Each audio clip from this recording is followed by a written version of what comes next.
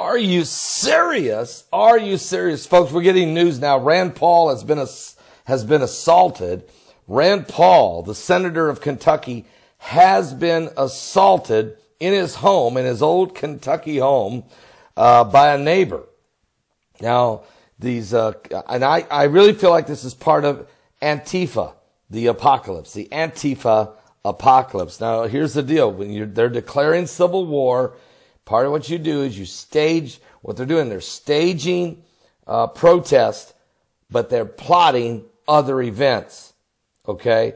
Now, I just want you to know they have begun to gather in Portland, Oregon, a couple hundred people in Portland, Oregon, 200 or 300 in Philadelphia, Pennsylvania. They're starting to gather in different locations.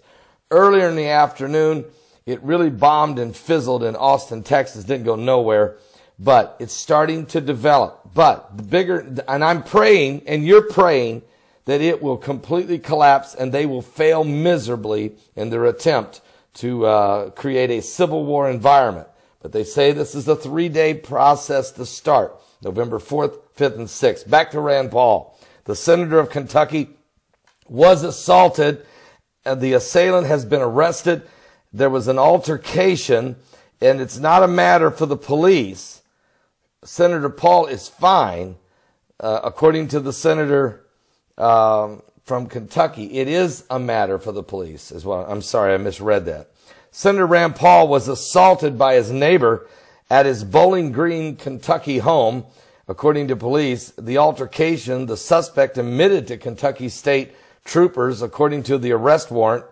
According to the warrant, Senator Rand Paul was tackled from behind, blindsided by his neighbor, Renee Bulcher, 59 years old. Now, this happened yesterday afternoon, and the arrest has just been made. The senator was blindsided, but he is fine, according to a spokesperson. Bulcher's altercation with Senator Paul left the senator having difficulty breathing as a result of a possible rib injury. In addition to bleeding from cuts around his mouth, Paul was seeking medical help for his injuries. Senator Paul was blindsided, never seen the guy coming, and the victim of an assault. Senator Paul's spokeswoman, Kelsey Cooper, is saying the assailant was arrested and is now a matter for the police investigation. Sources in Kentucky said that Senator Rand Paul had been involved in the altercation, but a spokesman for the senator did not return repeated requests for comment last night. Okay, the news was first reported, of course, not long ago by WBKO, a local TV station in Kentucky. Bulcher, according to the warrant, admits to going into Paul's property and tackling the senator. Neither the warrant nor a charging document written by Kentucky State Trooper describing the incident.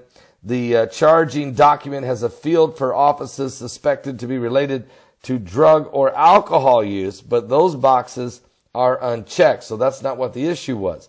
Bulcher was taken to the Warren County Detention Center and charged with 1 count of 4th-degree assault causing minor injury. His bond has been set at $5,000. There's an initial court appearance is coming up on November 9th.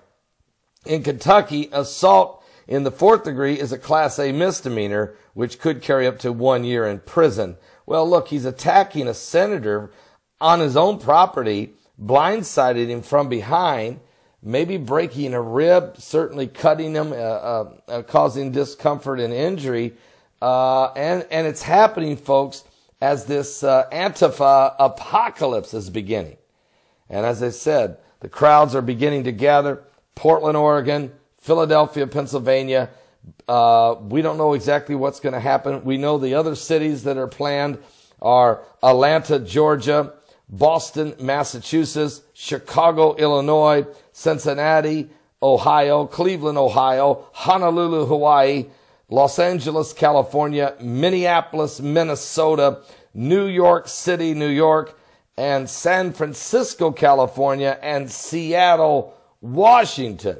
But Portland, Oregon was not on my list. They're gathering, and they've got a couple hundred people. The problem is, as nightfall begins to settle in these different cities across the night, once it gets dark and the alcohol starts to flow, then look, all bets are off. Let's pray for peace in this and pray for Senator Rand Paul.